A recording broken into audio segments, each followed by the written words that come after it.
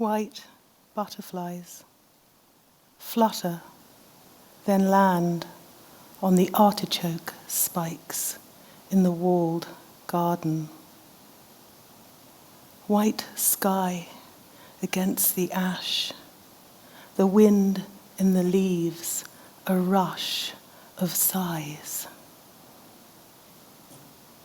White lavender at the edge of the pool. White hydrangeas wilted in the bouquet. White lilies sticky with scent. White tissues in the box. White linen on the bed. White curtains shrunk in the wash. White muslin squares. Your tiny white vests, unworn.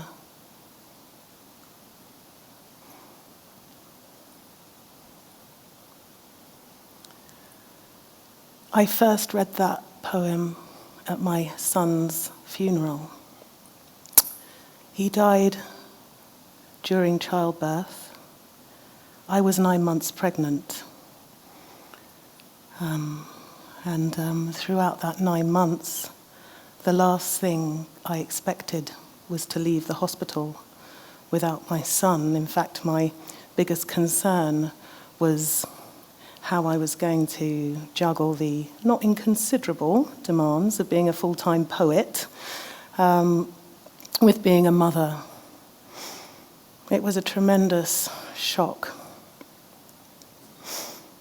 And up until that point, I'd had complete faith in a system that literally failed to deliver.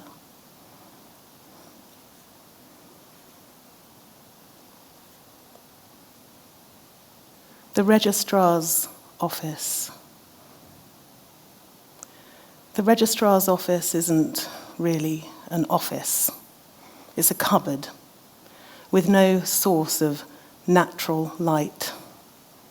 And I don't realize it, but I'm loved up like the other mothers gazing at meconium as if it's fresh tar on a road, not an odorless black shit that's been on the boil for 9 months. And Lydia, that's the registrar's name, she gives me a paper cone of iced water from the dispenser to calm me down. And it does calm me. The water flows through me. And now we're holding each other while Simon's down in the mortuary. And I tell her about how he lost his mother from a brain tumor when I was 6 months gone, how her name was Lydia too, how it was so quick, and now this. When he gets back, we're still holding on, and he joins us in a circle of 3. And even another form to fill in can't sober me up as the morphine unpeels another mezzanine of hell in a shopping centre where women with rouged cheeks and rigid quiffs glide up and down glass escalators, and people believe in the faux marble fountains, even though it's all really a shimmering colon. Anyway, I'm determined, I say, as I leave the room. If it's the last thing I do, I will get you a window, because that's not right, expecting people to live and work and sign death certificates without a window.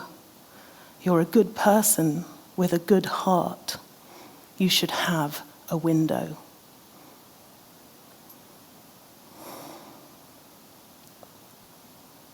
My window was poetry. After the autopsy, the consultant told us that we could have sued the hospital. He also told us a story about his 18-year-old daughter who died instantly in a car crash on her way to take up her place at Oxford University. He advised us to move on, to focus on rebuilding our lives. It was a turning point when I decided to write a book of poems to commemorate my son, and also to articulate what is a societal taboo. I was 9 months pregnant when I went into labour, and because Otto's heart gave out during that process,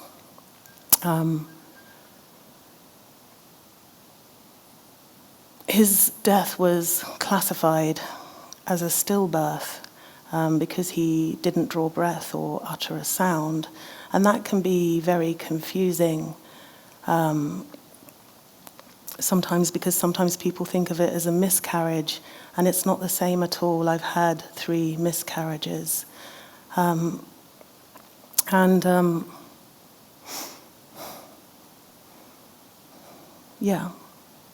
I've had 3 miscarriages, and Otto, he weighed 8.5 pounds when he was born, and I could put his feet into the palm of my hand.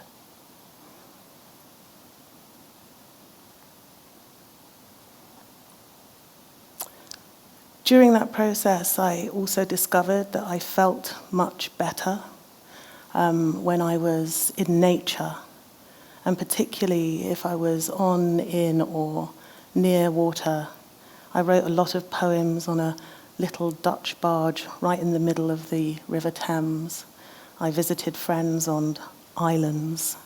I swam in the sea.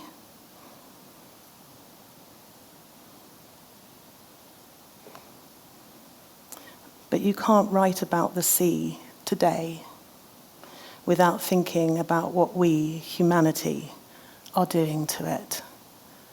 I volunteered as an associate storyteller for an organisation called Expedition, a group of women scientists, artists, activists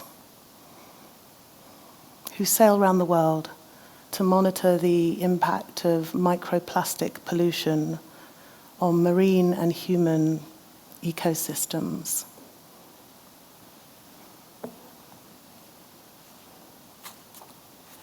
Gulls. Returning to Arrecife after half a lifetime, I notice how there are no gulls at the marina and wonder where or if they are now. Is this the last on the prow of a glistening schooner? Inland, at the vast, malodorous tip, thousands wheel above red earth, wings cast to the putrid scraps on which they must feed.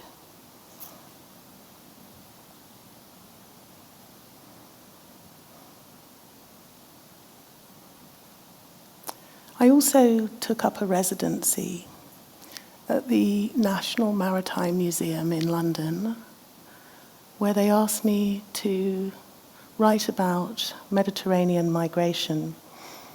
And I talked to hundreds of visitors about their experiences of migration from countries all over the world, and then worked with them to express that through poetry and creative writing workshops. It was 2016, and I realized that although the sea was a place of healing and also a place that needed to be healed, I was writing from a place of comparative privilege. As Warsan Shire says in her poem Home, no one puts their child in a boat unless home is the mouth of a shark.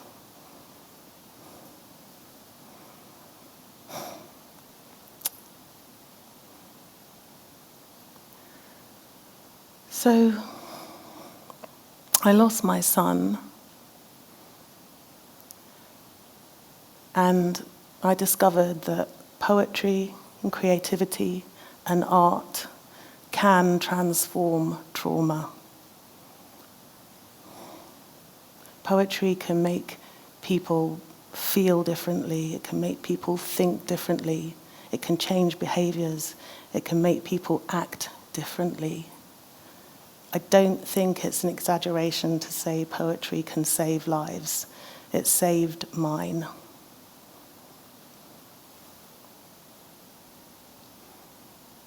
That's why I'm going to UCLA.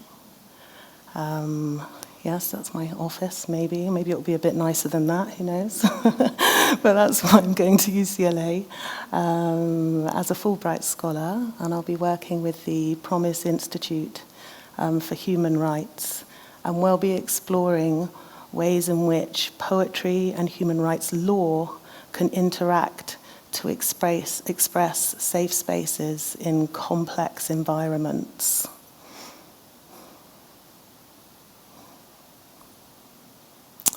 So I know they say that happiness isn't a destination.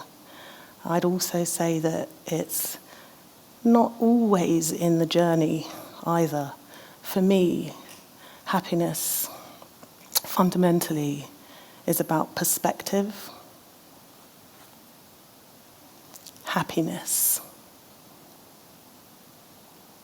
When one locust meets another, the nervous system releases serotonin, causing a mutual attraction, a prerequisite for swarming, serotonin, causing a mutual attraction. The nervous system releases when one locust meets another. Thank you.